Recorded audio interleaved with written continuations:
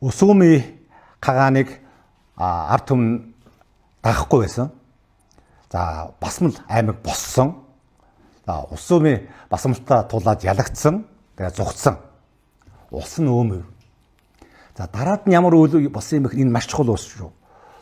Баруун шайгийн гэргий Мочогийн ач Бэлэг хагааны охин Иран хагааны хатан Дэлийг хагааны гүнж Харьяат аймаг олноо дагуулan хойноосоо ирж дагав тан төрийг дагсан байна.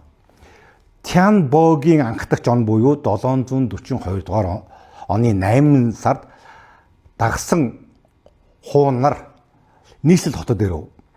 Дээдэс Хуа асарт дайлав гэсэн байна. Тэгэхээр энэ бол маш чухал шүү. Юу гэсэн бэ гэхээр бол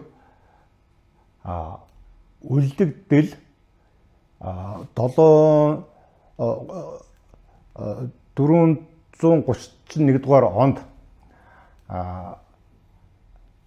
Сүү улсаас 2500 хүн Ашнаавгийнх нь Исян гэгчийг дагаж ирж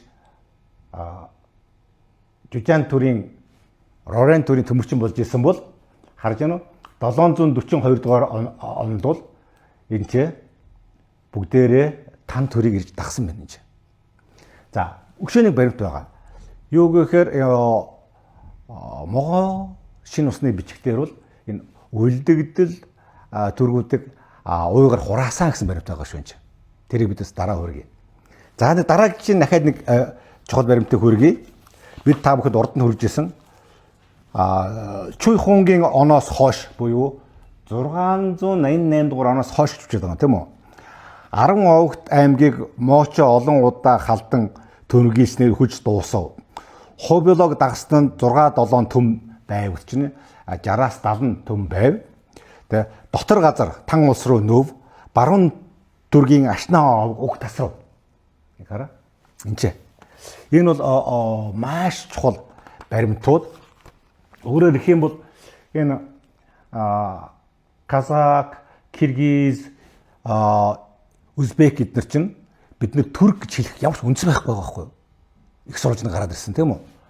Мөн түргүүд бүгд хаашаа урсан өсвөл 9 газараас сурсан дуугаа дуулаад буцаад Сүү улс биш тан улс руу нүүсэн байж тийм үү?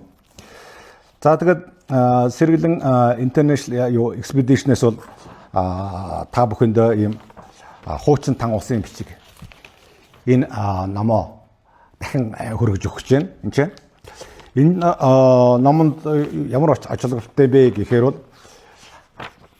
энэ номыг бол ер нь орос хэл рүү, англи хэл рүү бүтэн хөрвүүлэг байхгүй байна.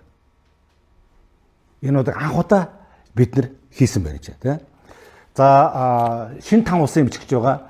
Шин тан улсын бичгт зөвхөн уйгрын шаштрыг бол Colin Makers гэдэг Австрали хүн 1971 дугаар онд ном болгож хэвлүүлсэн байна. За тэр нь бидэрт байгаа.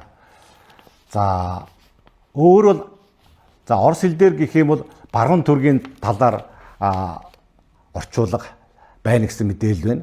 Эндээс харахад мөн турк хэл дээр бол энэ ном бол гарсан гүн огт мэдээлэл байхгүй. Турк хэл дээр бол миний хувийн бодлоос бол гарсан байх ёстой. Энэчээ байгаа мэдээлэлд дэлгээ тавих юм бол одоо энэ пан туркизмын бодлого ерөөсө ор үнсгүй болж байгаа байхгүй юу, тийм үү? Тэгэхээр их сурвалж судалнаа гэж чинь ямар ач холбогдолтой юм бэ гэдгийг та бүхэнд хөргөн.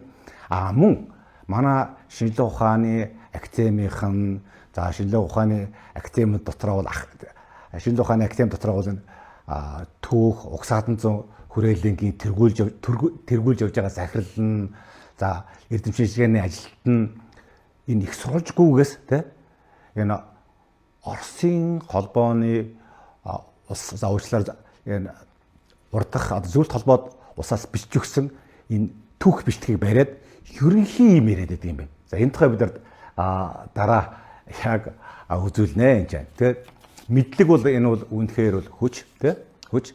Сэргэлэн International Expedition-аас бол энэ Зөвлөлт холбоот улсаас зөвлөлт холбоот улсын түүхийн салбарын одоо доктор академич Грековын бичигдсэн мөн 1955 дугаар онд хэвлэгдсэн халах хэлээр хэвлэгдсэн.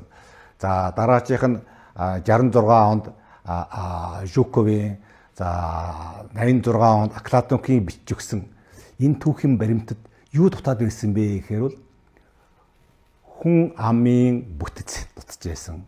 Энэ дотор их сурвалжаар энэ төргүүч бүгдээрээ буцаад дунд орон руугаа нөгөөд оцсон байж гэдэг мэдээлэл дутуу байсан. Энэ бүгдийг л хөдөлшгүйгээр гаргаж өгч байгаамаа гэж.